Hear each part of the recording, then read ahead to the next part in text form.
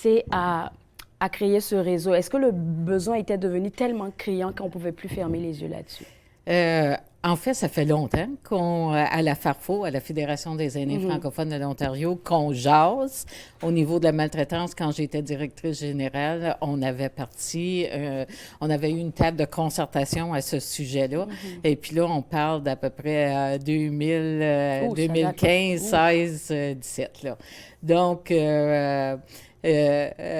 quelques années plus tard, oui, au niveau de la maltraitance, ça a augmenté au bout, là, avec les fraudes, avec toutes sortes de choses comme ça. Nos textos, là, c'est dans les cellulaires, etc.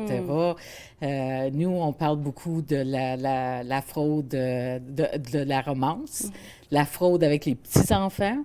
Donc, là, je commence parce que j'allais poser la question de savoir c'est quoi qu'on appelle maltraitance envers les aînés, parce qu'il y en a de plusieurs sortes. Souvent, on pense juste à cette violence physique-là, mais moi, je vais aller plus loin avec la violence émotionnelle, la violence financière aussi. Puis là, tu viens me parler de fraude avec les petits-enfants. Comme, OK, on n'est jamais assez renseigné. Les gens, ils se font vraiment apprendre avec ça. Par exemple, au niveau de la romance, je vais le faire après. Oui, la romance. Avec les petits-enfants, c'est que, puis aujourd'hui, avec l'intelligence artificielle, tu peux, si tu as mis la voix de ton enfant dans Facebook, l'intelligence artificielle peut prendre cette voix-là, peut téléphoner puis dire, ben écoute, j'ai des problèmes, grand-maman, tu peux-tu m'aider? Oh là là, c'est vrai, c'est vrai. Donc là, le grand-parent, tu sais, au lieu d'appeler le petit-enfant ou le parent du petit-enfant, il envoie de l'argent. Oui, c'est ça, tu sais, puis on les aime, nos petits-enfants. Hein? Donc, ça, c'est un des fraudes assez importants aujourd'hui. L'autre fraude qu'on a pour les personnes, c'est surtout les personnes isolées. Ils vont rentrer dans l'Internet et puis là, ils vont aller dans une application de romance. Donc là, tu sais, tous les fraudeurs là, sont vraiment... sont capables émotionnellement d'avoir un effet sur toi. Et puis là, éventuellement, après avoir apprivoisé la personne, ils commencent à demander de l'argent. Donc, c'est là que la personne... Puis on parle de millions par année, là. C'est pas une couple de 1000 piastres là, par année. Au Canada, là, c'est des millions. Puis au niveau de la fraude, le problème, c'est que tu peux pas avoir ton argent, ou presque pas. Comme sur de la fraude je sais pas, durant la dernière année, il y a eu comme 600 millions de dollars de fraude. Incroyable. Bien, la police, elle peut juste aller chercher, ou elle peut, je veux dire, elle essaie, mais c'est juste 10 de ces 600 millions-là qu'on peut aller soutirer des fraudeurs. C'est sûr qu'on a des points qu'on veut partager avec les gens, mais pour continuer sur la discussion qu'on est en train d'avoir, est-ce que dans le réseau, il y a des formations qui sont offertes aux aînés là, pour pouvoir prévenir un peu ce genre de fraude, ce genre d'attaque-là? On offre des webinars, puis plusieurs organismes à travers le Canada, puis même au niveau local, offrent des webinars à ce sujet. Mais moi, je te dirais que c'est pas assez publicisé au niveau de la radio, au niveau de la télévision. Hein? C'est quand la dernière fois que tu as vu une annonce qui porte sur la maltraitance des aînés à la télévision? À part ce matin, où est-ce que j'ai vu le courriel que tu m'as envoyé avec l'animation, c'est vrai que j'en ai pas vu. Donc, il y a pas assez de messages qui se transmet aux personnes aînées à ce niveau-là. Parce que, tu sais, tu as peut-être 25 des personnes aînées de 80 et plus qui n'utilisent pas l'Internet. Non, oui, c'est vrai. Donc, il faut trouver d'autres mesures. Là, nous, localement, au niveau du Centre Pauline Charon, on offre des mini-salons.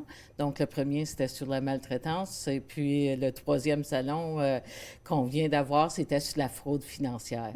Puis ça aussi, au niveau de la fraude financière, là, tu parles des banques, tu parles de toutes sortes d'affaires, là, tu sais... Donc, non, c'est vraiment majeur. Ça me rappelle mes discussions que j'ai avec l'expert en sécurité informatique. À chaque fois qu'il en parle, il est tellement énervé. Et puis, avec raison, je me demande toujours, il dit, tout le monde pense qu'on est tous du beau monde, alors que non. Il y a des gens qui ont des idées vraiment perverses. Comment tu peux faire du mal à quelqu'un à ce point-là, comme pousser la personne à vider son compte parce que toi, tu as envie de... En tout cas, c'est fou qu'est-ce qui peut arriver là. Et j'espère vraiment que les webinaires et autres, ça aide les personnes aînées à comme se protéger un tout petit peu. J'ose espérer. Moi, je pense que oui, là, vraiment, parce qu'on n'en ferait pas. Mais une des situations problématiques, c'est que surtout quand ça t'arrive au niveau de la famille, tu n'es pas porté à le dire, OK? Tu ne le diras pas à personne. C'est tabou. Là. Donc, parce que tu as un peu honte, là, que ça t'est arrivé, là, tu sais. Donc, non, c'est... Donc, à ce moment-là, il y a quand même des choses qu'on peut faire pour aider ces gens-là. Puis, nos centres de services communautaires, généralement, sont aptes, là, ou la clinique juridique d'Ottawa, ou la police. Même la police, ça peut aider à ce niveau-là.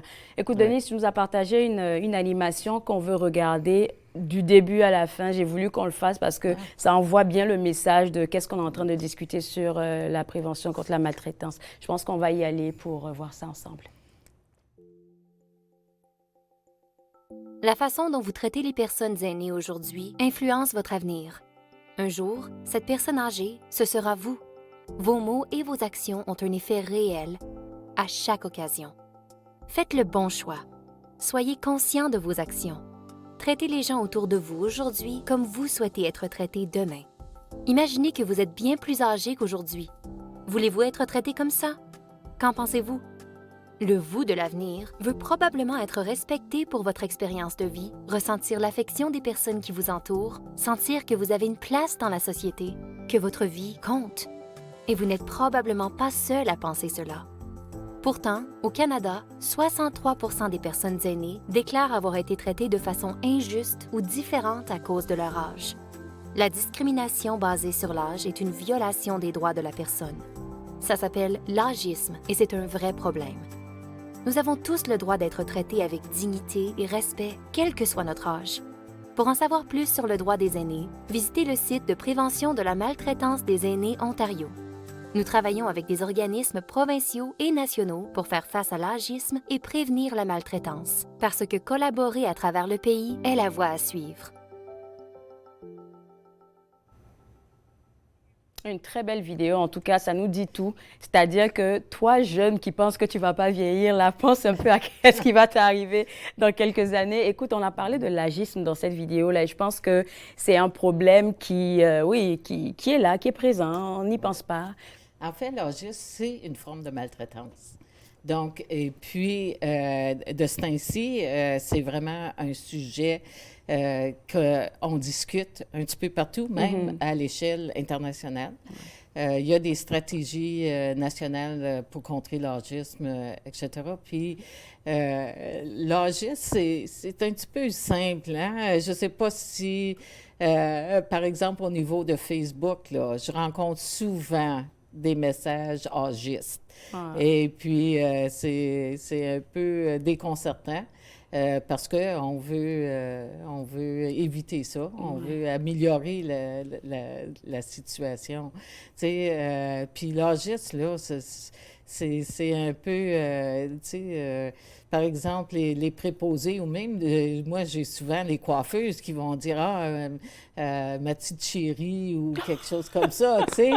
C'est comme, c'est quoi ça, là? Ça, c'est de l'agisme, là, tu sais. On s'en rend même pas compte, c'est de l'ignorance souvent, là. Ouais. Mais il faut vraiment que les personnes aînées soient, je vais dire, préparées à tout cas de figure. Et le réseau, est-ce que, comment on fait pour avoir accès à vous, en fait, surtout si une personne aînée... vous pouvez visiter le site Internet de la Farfo, donc farfo.ca. On a une icône maltraitance, donc les gens peuvent aller là. Et puis aussi, il y a le Elder Abuse Prevention Ontario qui ont des ressources en français. Il y a le réseau national aussi pour la prévention de la maltraitance qui a aussi des ressources en français. Et puis, il y a à ce moment-là aussi, la Farfo, on va mettre des fiches. J'ai préparé des fiches d'information. Donc, ça va être accessible là, à tout le monde à tout bientôt. Le monde. Alors, donc, moi, j'ai eu la primeur. Ben, je vais vous inviter à aller regarder le site web de la FARFO et puis aller dans l'onglet du réseau de la prévention de la maltraitance des aînés francophones. Je pense qu'on l'a vu passer tantôt. C'est là que vous allez avoir toutes les réponses. Denise, il va falloir qu'on se reparle. Ah, j'aimerais Parce bien. que oui, j'ai beaucoup de choses à dire sur l'agisme, sur les fraudes et puis aider les aînés à savoir c'est quoi le travail du réseau et comment pouvoir contrer tout ce qui se passe avec eux. Merci beaucoup. Ça va me faire plaisir de revenir. Oui, avec plaisir là qu'on va te recontacter. Et pour vous autres à la maison, encore une fois, surtout pour nos aînés francophones, www.farfo.ca, c'est le site web à visiter si vous voulez avoir accès à toutes les informations concernant le réseau de prévention de la maltraitance des aînés francophones de l'Ontario. On va prendre une pause et juste après la pause, on va renaître ensemble. Vous regardez Tout savoir.